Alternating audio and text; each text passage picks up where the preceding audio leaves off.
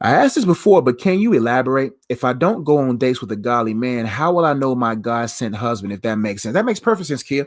Let me elaborate a little bit more.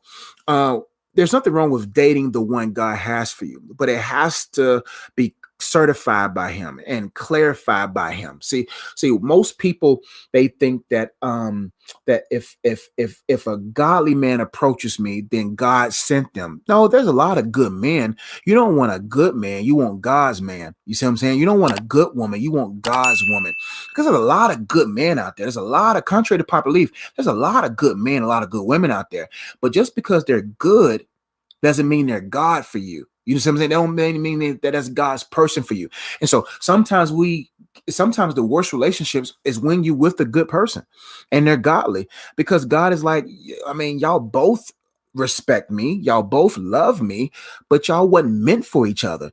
And that's a reality check that we have to understand, that even when you get around, because I think that's worse than being with a bad person or a person that's not good for you, is when you look at a person and you know deep down inside God is like, that ain't the one, but they have all of the traits and they're a good man, a good woman, but y'all going in two different directions. That godly man might have to go to Europe to do whatever. It might have to go to Africa, might go to Texas, and God called you to Florida. That ain't gonna work.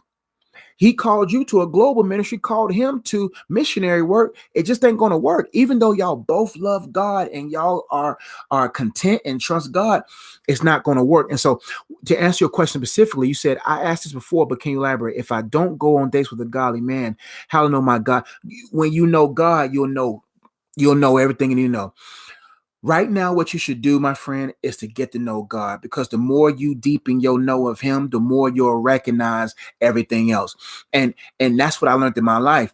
Like the home that we're in right now, the different things that after I'm talking about in my mature state as I've grown with God. Because I know Him, I know His residue. Since I know Him in relationship, I know His residue for me. I know what He has reserved for me because I know Him. And it's easier that way. And the question you have to ask yourself is, can I trust God?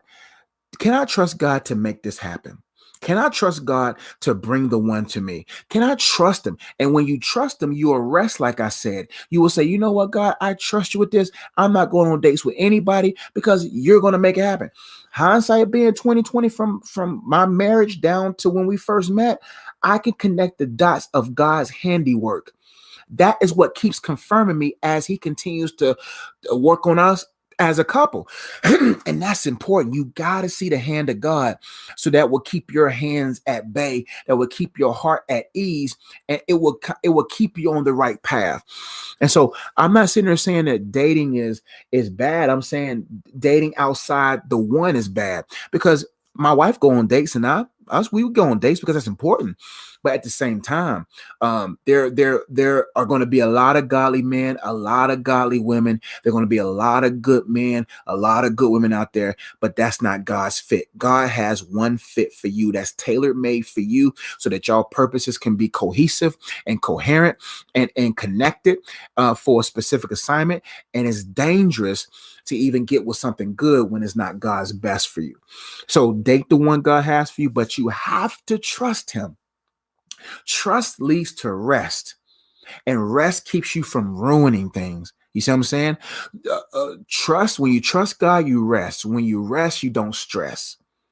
And so don't worry about it. He's very good at matchmaking, Kia. Trust me, I'm a living witness. But you need God's confirmation, because that makes you stay confident and stay. Because y'all going, no matter if you get with a good person, a godly person, y'all still gonna go through stuff. Two people share. When was the last time you saw two people share one thing and everything was just perfect? Now, y'all both coming into a marriage. Y'all gonna need God's confirmation to be like, you know what, I ain't gonna leave, because this is God's. This is who God has for me. Hope that helped.